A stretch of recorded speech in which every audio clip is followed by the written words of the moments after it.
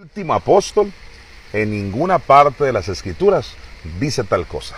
Muchos han creído, por alguna razón que yo no entiendo, han creído que la Biblia dice que Pablo fue el último, cuando no dice eso. Lo que Pablo nos estaba relatando cuando le escribió la carta a los de Corinto es que Cristo se le estaba apareciendo a varios, que a Cefas, que a 500 hermanos, ¿sí? De pronto dice, y al último, es decir, al último al que se le apareció. No dice que él fue el último de los apóstoles. O sea, no dijo, y ya no hay más apóstoles porque yo soy el último. No, venía hablando de que él era el último al que se le apareció Cristo. Por lo tanto, sigue siendo vigente la doctrina de que los apóstoles son del nuevo pacto. Es decir, sigue habiendo apóstoles después de los 12 apóstoles del Cordero, tal como el propio Pablo se lo dijo a los de Éfeso. Yo quiero saber sobre los apóstoles que hay, y usted dice que ya no son apóstoles, que no existe eso. Pero en enlace A, yo no sé si el pastor Hugo lo llaman apóstol. Así que aquí está uno. ¿Cómo es la cosa? Explíquenos cuál es su posición, por lo menos. Yo soy humildemente pastor. Siervos inútiles es lo que somos realmente. Bueno, esto tomaría, ¿verdad? Casi, ahora sí que un programa entero, César. Y ya lo hemos debatido bastante tiempo. Mi posición particular es que yo no veo en ninguna parte del Nuevo Testamento de dónde sacaron comenzar a llamarnos apóstoles, cuando históricamente, desde hace 2000 años y precisamente hasta el siglo XXI en el cual nos encontramos, que realmente es cuando la apostasía está cobrando mayor ímpetu y mayor fuerza, comenzaron ciertas personas a llamarse apóstoles. En Efesios 2:20 dice la Biblia que todos nosotros, todos los cristianos, toda la iglesia cristiana está edificada sobre un fundamento. Y este fundamento dice, son los apóstoles y los profetas. Entonces, es claro que hay un fundamento sobre el cual, que es la doctrina, como dicen Judas, una fe que nos es común a todos. Hemos construido y seguimos edificando nuestra fe sobre el fundamento que los apóstoles de Jesucristo, que Él nombró y que tenían que tener ciertas características para ser nombrados apóstoles, pudiera la iglesia ser edificada. Entonces, no creo que se pueda poner un fundamento sobre otro fundamento. Entonces, si alguien comienza después de 2000 años que nadie se llamó apóstol, ni los padres de la iglesia, Tertuliano, Policarpo, nadie jamás, ni los más grandes hombres de Dios, ni pastores de hace 2000 años, ni Charles Spurgeon, ni David Brainerd, ni Hudson Taylor, se llamaron jamás apóstoles, ¿por qué ahora en el siglo XXI vuelve otra vez una corriente a comenzar a llamarse apóstoles?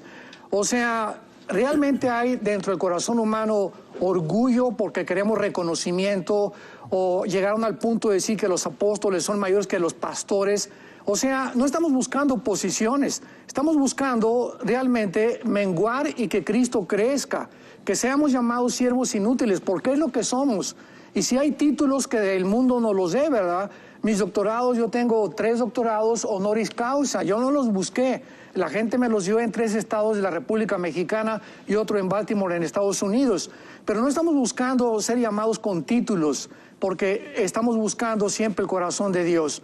Así que hay muchas cosas que podemos ahorita agregarle, porque usan Efesios 4:11, que Él constituyó apóstoles, profetas, pero 2 capítulos anteriores, vuelvo a repetir, dice que los apóstoles y los profetas fueron los que pusieron el fundamento. Y en Hebreos 1, versículo 1, dice la Biblia, Dios, habiendo hablado muchas veces, de muchas maneras, a través de los profetas y a través de todo lo que habló, ahora nos ha hablado por su Hijo Jesucristo, a quien constituyó heredero de todo. Y evangelistas. Y la pregunta es si esos ministerios están presentes hoy. Vamos a hablar un poquito de eso, de esa pregunta controversial. There is a question related to Ephesians 4:11 and the 5 ministries: prophets, apostles, teachers, evangelists, and I'm missing one more, pastors. Thank you. Do you think that those 5 ministries are present today? And if not, why not? I think the question is related to the so-called apostles of today So let's talk about it. Claro. Bueno, creo que no hay duda alguna de que los dos primeros posiciones o posiciones apóstol y profeta ya no están en existencia en nuestra época. Yo citaría varios textos. Efesios 2, versículo 20, dice que conforme la iglesia fue edificada, Cristo es la principal piedra del ángulo y los apóstoles y los profetas establecen el fundamento.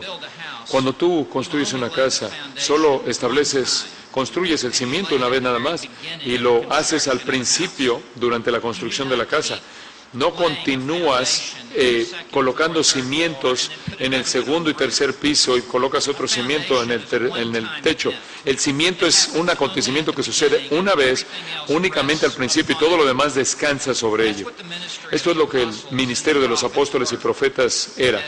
En eso consistía, ya que eran los que hablaban con la autoridad de la revelación divina de Dios, la mayor parte de la cual fue registrada en los 27 libros del Nuevo Testamento, o respaldando uno de los libros del Nuevo Testamento.